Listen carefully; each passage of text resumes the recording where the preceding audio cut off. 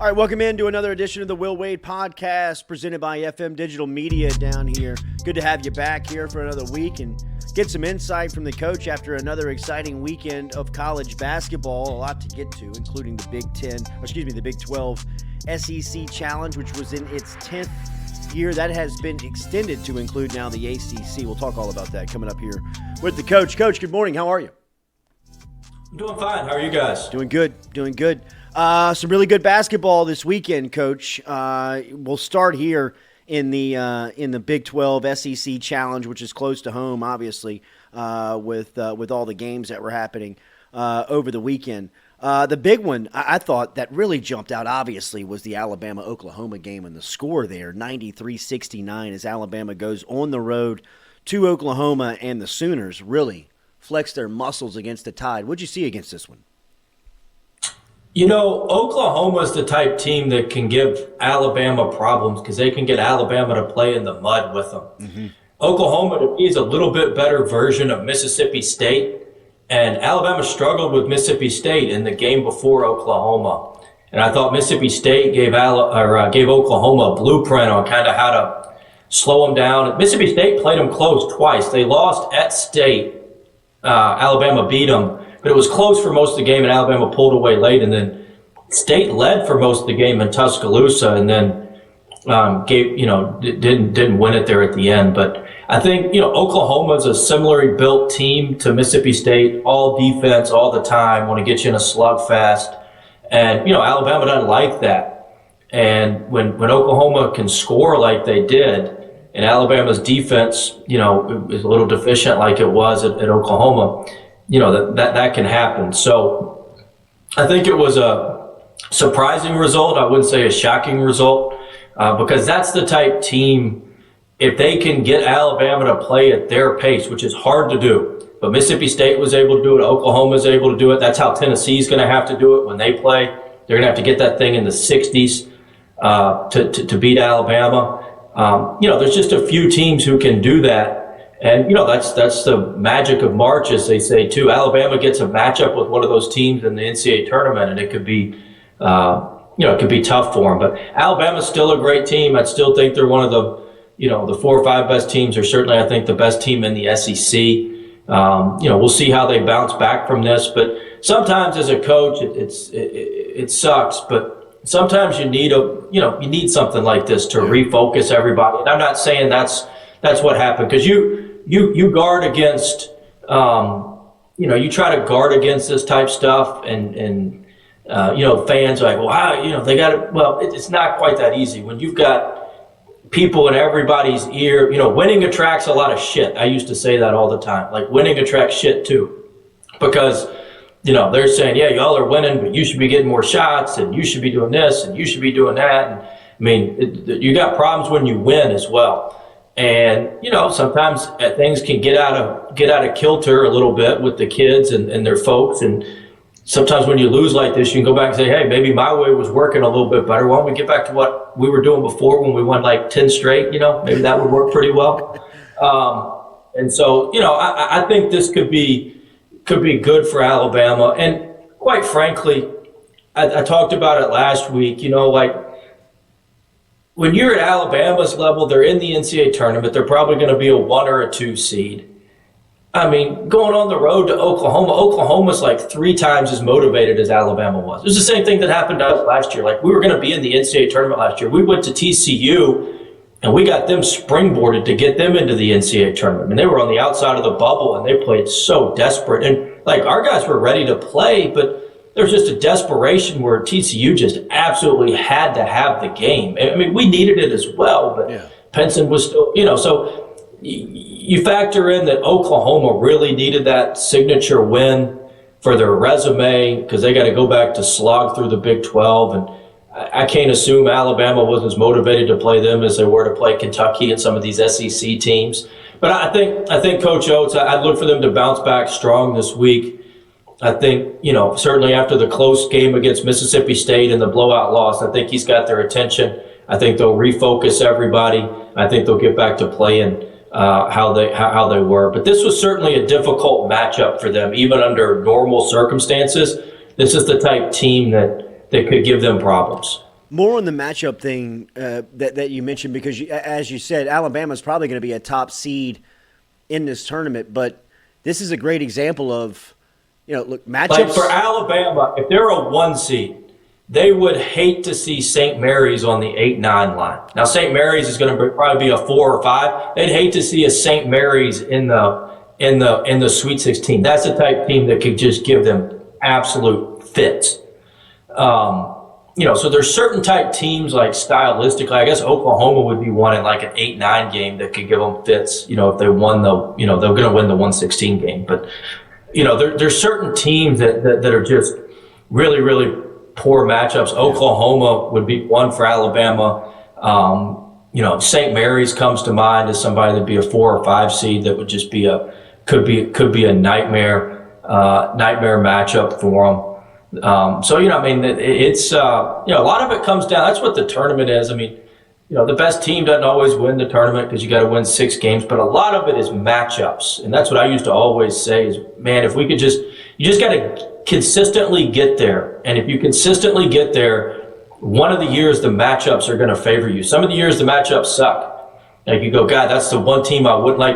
My last year at VCU, we got beat by St. Mary's. We could have played St. Mary's 10 times. We'd have never beaten them. Never beaten them. Like they were just way better than us, more physical. We couldn't move their 7-foot big kid. It was just a nightmare. And the year before we got great matchups. We played Oregon State, who we could have beaten almost every time, even though they were from the Pac-12. A lot of it's just the matchups that you get and how and how it goes. But you just got to keep giving yourself opportunities with good seeds, with top 5 or 6 seeds. If you keep giving yourself cracks at it and keep giving yourself those opportunities, eventually it's going to break your way. But that's for every team. We're talking about Alabama. There's every team out there who's on the top line has somebody that could give them major issues. 2 games were a possession game at the end. 67-64, Baylor beats Arkansas, and 80-77, West Virginia beats Auburn. What'd you see in these tight matchups? Well, Auburn-West Virginia game reminded me a lot of our game with TCU last year.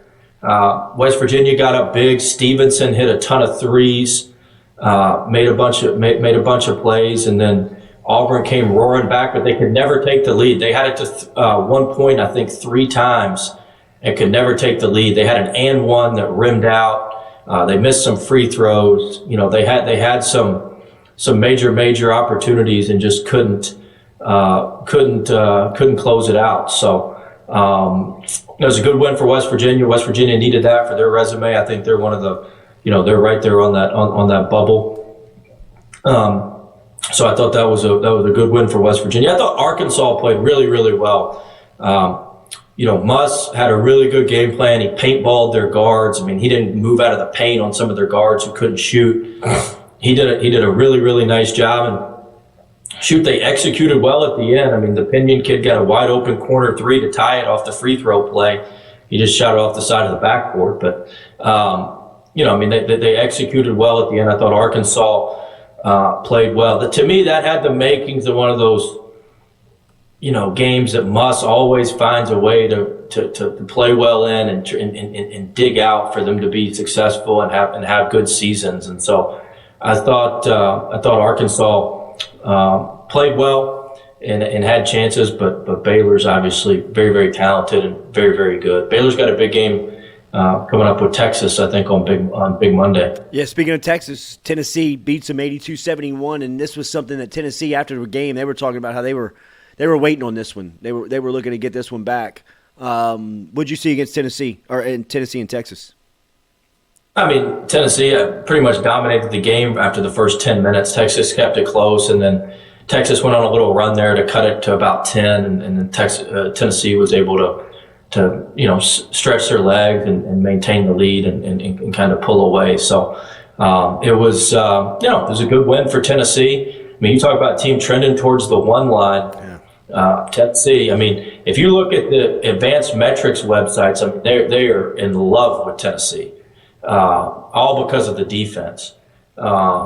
Tennessee's offense. Tennessee's a type team. If they run into like an offensive juggernaut that can score on their defense, Tennessee kind of guards themselves sometimes on offense.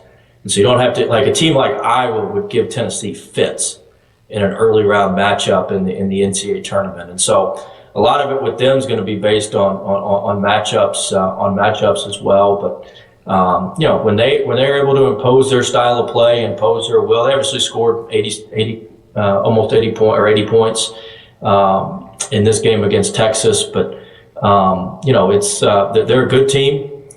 They really, really guard, and they're going to be in the discussion for a 1 seed as well. I think Alabama and Tennessee will both get 1 or 2 seeds. If they can just kind of walk the dog from here on out in the SEC. Those two are clearly better than everybody else. And the bottom part of the league has pretty much zero chance to beat either one of those two, home or away. So they've only got a handful of games that are going to even be competitive. Coming down the stretch here. So they've got a lot of. They got 10 conference games left. I'd look for both of them to win 8 of them at least, and that's going to put them in position for very good seed line on Selection Sunday. Kansas got back on track versus Kentucky in Rupp Arena as they win by 11 there, 77-68. What'd you say with Jayhawks getting back on track? I mean, Jalen Wilson made huge plays. I mean, really I thought Kentucky had a good game plan. That came down to Kansas made shots and Kentucky didn't. I mean, Kansas made some big time shots, but what Kansas did on the glass, I mean, Kansas dominated them on the rebounding. And that is difficult to do. They did what we tried to do last year. They face checked to Sheepway, and we tried to do that, and we got called for fouls every damn time. But that's the way to do it, and Kansas did it, and they were able to do it successfully, and that was really, really impressive for them. And they've got such a good program. Bounced back from 3 losses in a row, go on the road and beat Kentucky. But I thought Jalen Wilson was the difference. I mean, Kentucky, for all their talent, they just don't have anybody like Jalen Wilson. They don't have anybody who can make shots, go to the basket, who can beat you off the bounce, beat you catch and shoot, can play the 4, can play the 3, can play all over the place. Kentucky just doesn't have that piece, and that was literally the difference in the game for Kansas. Coach, we were talking last week about culture, and you had a great answer on culture. And yeah, shoot, I've gotten all sorts of text about that. I didn't know I was going to start getting texts from all these people. Like, where did all this come from? People are actually listening to the podcast. Something, I guess. Yeah, but you must be bored. Did you get a lot of agreement with that, or did you get pushback on that? Well, the people who are going to text me are going to agree most of the time. Yeah. Right. But I'm sure there's people that don't like it, but that's just look, I only give my what I think. Sure. That's what it is what I think. And so I'm not saying I'm right or I'm wrong, but that's what I believe. And that's how I believe you have to do things in this day and age. And look, judging by a lot of the social media comments on the clip, it looks like a lot of people agree with you in the sense of that's what today's world has become. How do you get there in somebody's case like you, who's getting back into it and trying to build that from probably ground one, from the ground floor? What's the key to that in finding the right people? Is that obviously what it comes down to? Yeah, I mean, you got to have the right people on your staff, first of all. That's the most important part, is having the right folks on your staff, having the staff understand what you're about. Because, I wouldn't use the word culture, but once you put your team together for that year, you do have to build some camaraderie. And you've got to, it's not like you've got to have some common interests. You've got to have some, some shared values that everybody on the team understands. But a lot of it's, you got to pick the right guys. Yeah. You got to know who you can coach, know who you can't coach.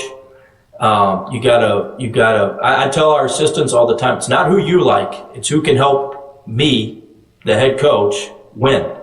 Because what you like is not necessarily what I like. Like I like certain type players. And so it's not, and I did that as an assistant. I tried to force kids I liked on guys I worked for, and it doesn't work. It doesn't work. It's what the head coach wants. It's what the head coach is looking for. And that's the most important part. And you've got to have a staff that understands that, understands your personality. Hey, this is what coach will go for. This is coach's non-negotiable. He ain't dealing with this. And so, that's an important part. And then it's also based on the resources that you have around them. Like, we had a huge, we had a high performance team that had a bunch of sports psychologists and clinical psychologists and breathing coaches and we had all this stuff. And so you had to find kids that you knew, like, all right, when we put them in this and they're doing this every week, they're going to be able to go from a 4 to an 8 in this area on a scale of 10. So that'll make them a better player. And that's something they needed, was like the mental game. We were going to take them every time because we knew we could improve them there. And so, it just depends on kind of how your program's set up and what you're wired for, and then who you can get in that can move rapidly, through your program. And so you have to understand that. You got to understand who you are first, and then you've got to have a staff that understands who you are as a program and as a head coach.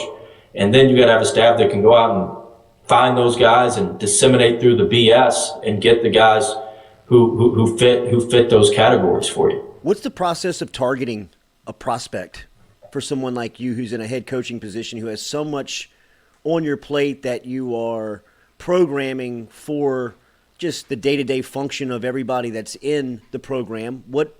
How do you learn about players? How do you go about evaluating players? Does your recruiting department take it to you? Do you take it to them? Little bit of both. I mean, look, talent's the price of admission. They got to have talent. There's a baseline of talent you have to have. But we had specific traits we looked for at each position. So I had written out specific traits. They weren't non-negotiables, but basically what I was looking for. And they changed. Like at the beginning, we were trying to take whoever had talent, we would figure out how to play with them. Right. And then if we'd have kept going, I wouldn't have taken anybody that couldn't switch. Because I really liked our switching and the defensive stuff. And so, that have made it difficult with some of the guys we maybe had earlier. But we had specific traits we looked for: point guard, 2-guard, 3-man, 4-man, 5-man. Our guys knew which positions were the most important. Like there were 3 positions that were really, really important for us. So we had to have 3 studs in. And so we spent a lot of time on that, and then we could fill in the other stuff. And we knew what we were looking for. I mean, look, my staff, man, they had some good finds. Like, we didn't hardly beat anybody from Marlon Taylor. He was a damn good player for us. He was a starter, but he fit a lot of what we wanted at the 3 position, and we valued him a lot more than. He had like mid-major offers. Arkansas came in there late when Mike Anderson was there, but we found some guys that, like Imwani, fit us very, very well. He was a top 75 player. He's a good player, but we were like his first high major offer but he really, really fit what we did and what we were looking for at the 3. He kind of replaced Marlon. And so, we knew, we had a good idea what we were trying to find. And certainly we got some, we needed some real studs at the 1, 2, and the 4. I mean, we had to, if you look, all our 4s were really good. All our 2s were really good. And our point guards were really good and, pretty good our last year. But, you look where our guards and our 4s are the ones that all are making a lot of money right now. And so we spent a lot of time on finding that. I always felt, you play your best player at the 4. It's the easiest place to get the mismatches. It's the easiest place to manipulate matchups.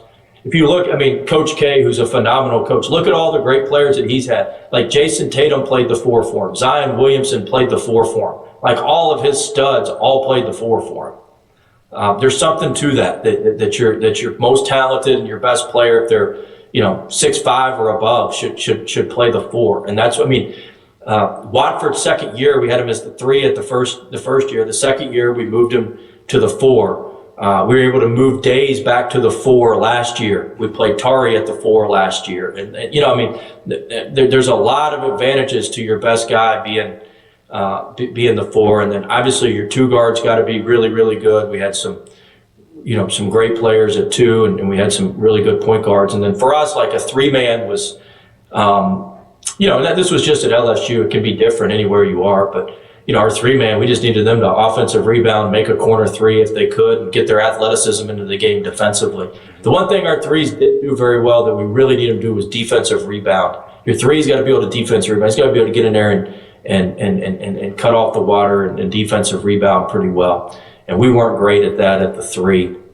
And our 5s, we could kind of play any type 5. We could just the best 5 we could get, and we could kind of figure out how to play around that. But we had a pretty tight philosophy. Everybody knew what we were looking for, and then really Nelson Hernandez on my staff, he was our ops guy, but he was pretty much like our general manager. He ran all the off the road recruiting stuff, and he kept up with our roster, and he knew what was going on and who would be leaving, who would be staying, what we'd be looking for, and kind of what it looked like out there in the world of who would be available. I guess that the recruiting department and building that part of it is a much more important piece. Well, we didn't really have a recruiting department. The recruiting part was Nelson. Right. Nelson, and then our staff. But I mean, you got to look. They've got. I mean, all those guys had been with me a while for the most part. Nelson been with me since VCU. Bill had been with me 5 years. Coach Nickelberry I worked with before. I mean, I've known him my whole life. I've known him for 20 years. Vernon Hamilton and I went to college together. He was our, like all my staff had been with me a long time. So they knew, hey, this is what he's looking for. This dog will hunt. This one won't. And I would go. I mean, I go watch kids sometimes, and I tell them like, he ain't it. No way. He ain't it. Let's move on. And then, we would try to maneuver it. Try to maneuver it from there. But it's not an exact science. But you got to hit. If you hit on 60%, you've done a pretty good job in recruiting in basketball. Like if you hit on 60%.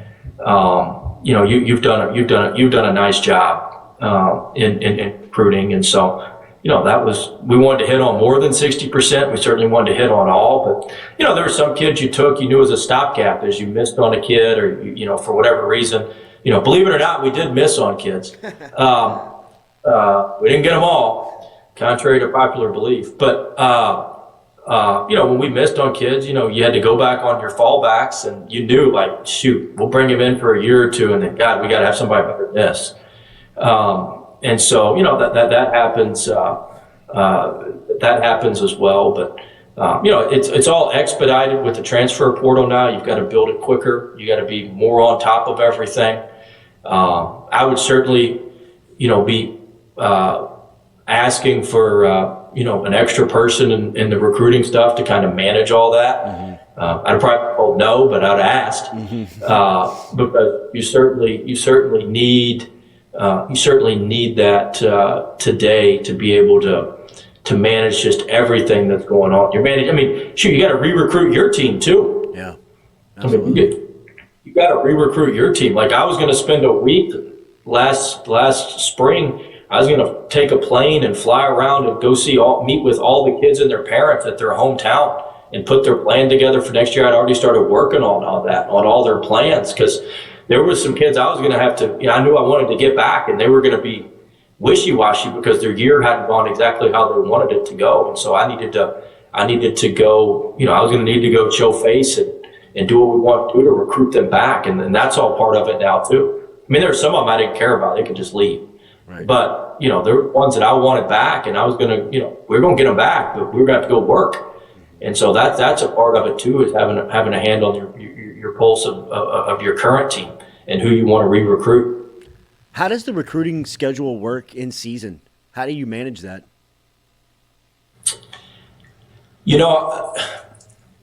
The assistants went out a lot more than I did in season.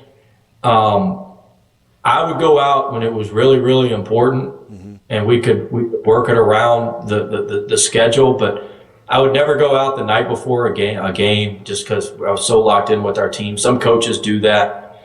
Anybody who signed with us, I would always go to one of their games. I just thought that was good, to go to one of their games their senior year. We would do that. But a lot of it would be sometimes, like if we played early on a Saturday, I would fly out and go to games Saturday night. Like we played at like that 11 a.m. slot or 1 o'clock, and I could fly somewhere. Like I would do that on Saturdays after games. We lost a tough game at Auburn the year after we won the SEC. We had Auburn beat at Auburn. We lost in overtime. Like I flew from the plane met us there, and I flew from there to Atlanta to go see Eric Gaines in the district championship that night, and then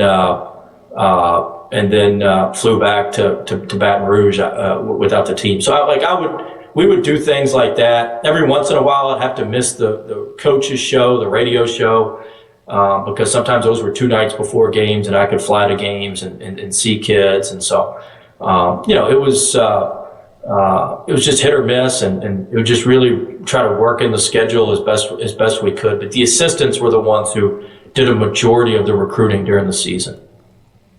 Coach Will Wade for the Will Wade Podcast Weekly right here, a part of FM Digital Media. Another big week ahead. Coach, real quick here locally, I know that you know a little bit about this story, but Kim Mulkey and the LSU women's basketball is expecting about 14,000 tonight versus Tennessee. You were there when she was hired. This thing feels like a freight train now. It's running with a lot of momentum downhill as she's a top 5 team. What have you seen with this program growing, and what ultimately you anticipate tonight in front of a raucous full Maravich Center? I'll be watching tonight. My daughter loves watching the game. I mean, I love watching them too. But my daughter loves it. She always points out what she calls her Coach Kim, what Coach Kim's wearing. Yeah. So I'm sure it'll be something wild tonight. It's a whiteout, right? It is. Yep. So it'll be something. I mean, look. I mean, they're phenomenal. I mean, their Reese is just unbelievable. Yeah. They've got shooting. They're going to have a chance at it this year, but I mean, next year with the recruiting class, it's like what you said is right. It's a locomotive going down the tracks, and it's picking up steam, and I don't think it's going to get stopped anytime soon. And so, I mean, she's done just a phenomenal job from the day she got here. She's done just a tremendous job. Her attention to detail is absolutely second to none, and I really appreciated that about her. We would meet, once every couple of weeks and go through things with her program and our program, and her and Jen and Johnny and me and Nelson. We'd get together and go through everything, and I mean they were on top of every little detail of everything. I'll never forget this. One of the meetings we went in there, and she brought a cup from the game. And I mean, she was mad as hell. She was, can you believe this? I'm like, Coach, what the hell's the problem? She's like, they got football players on the cups. This was the cup my one of her family members got at the game and was she didn't even know. The family member brought it to Coach's house after the game, and Coach was like, well, where'd you get that? She's like, oh, I bought a Coke at the concession stand. They served a Coke at the concession stand in that cup? I mean, she's going crazy. I'm like, Coach, I don't care who's on our cups. Like, I care about, but I mean, she was going nuts about the cup that they were serving at the concession stand. And I'm like, oh my gosh. I mean, she wants to just go raise hell. And I'm like, Coach, you take that one by yourself. I'm out of it. I can't fight every fight. But I'm out of that shit, man. You got that. Like, you want to go with the cup. But I guarantee you go to that game tonight. I guarantee you go to that game. You going, Jordy? Yeah, I'm going. Buy a damn cup and send it to me. I promise there's a women's basketball player on that cup tonight. I can guarantee you there's a women's basketball player on that cup. I mean, I told I said, Coach, I don't care who's on the cup as long as we win. Like whatever they get in a concession cup, it don't matter to me. But I mean, but I'm telling you, like that's how attention to detail, just maniacal and detail. Like I'm very detail oriented, but some stuff I was just like, whatever. You know, like I'm not losing my mind over a cup. I mean, she brought that thing. She's like, can you believe this? I'm like, what's wrong with the cup? I mean, that's what they're serving at the game. I mean, but she's phenomenal. I mean, I tell you this now. Yeah. She was unbelievable to work with. And we still stay in touch some. And her staff, first class, high standards. There's no doubt she's gonna win a national title there. She's incredible. Her attention to detail is incredible. Her personality, the way the media portrays her, some is just total BS. She's not that. Mm-hmm. Like she cares about people. She looks after people. She's a really she was fun to work with. We had a very, very good working relationship, and I'm not surprised by any success. I'm rooting for them, and she's going to win one sooner rather than later. That's for sure. I will be texting you a cup around 6:30 tonight. I'm texting. I'm doing it. I promise you, there's a women's basketball player on that cup now. I mean, the stuff. I mean, she came back from Arkansas, and Arkansas's bench seats were different, and she got new bench seats for both stuff people don't even care about. Sure. But she got the seats redone because of how Arkansas's was, and I got her stoked up. We went to Vanderbilt, and I took videos of Vanderbilt stuff, and I'd send it to her. We were like a night before shooting around, and I sent it to her because the assistants kind of ran that. I did the day of, but the assistants ran like when we go just shoot the night. You've been with us. Sure. We go in there and shoot the night before. So I walked around their facilities. They had a bunch of new stuff, and Nellie and I videoed it, and I sent it to her. I mean, she called me 2 seconds later. Vanderbilt. I mean, she was going. She was on one, and I was like, all right, got it stirred up. We're good. But, I mean, she was, she just has unbelievable attention to detail in her program. She's got a phenomenal staff. I mean, really, I know the staff changed, but I know Coach Starkey and the new assistant, he's obviously a recruiting son of a gun. She's got really good staff. Greg Reedus? Reedus. Oh, he's a stud. I don't know. He must be a hell of a recruiter. Yeah. She knows what she's after. She knows what she wants, and she's not going to let anything stop what she wants to. She wants to do. There's some stories I could tell that would just blow your mind. The way she just thinks, like you know me, I'm nuts. I'm wild. I'm all about a fight, but I mean, oh my God, some of the stuff she would come up with. They didn't want to buy her. It out. Oh my gosh, they didn't want to buy her. I'm not even going to get into that. I mean, it's so good. I'm telling you, like their stuff made me blush. I'm like, I can't believe you're doing this. Like this takes major. You know what? I'm like, oh my gosh. I'm like, I think I got pretty big, but I'm like, this is like next level. I'm like, oh my gosh. That is so good. I mean, she is something else. But I mean, she does a great job. She's built a total program, like with her tip-off club and how she sells that out and how she markets the program. I mean, she's a one-man wrecking crew. And that's what you have to be at LSU. You got to be a carnival barker if you're going to be a basketball coach at LSU. To get people excited, to get people, and that she had some built-in advantages being from Louisiana. And I mean, she brought some donors with her that hadn't been a part of LSU. And I mean, they're just stroking. I mean, she was, she's a force. She's an absolute force. And on top of that, she's a phenomenal coach and a very good person.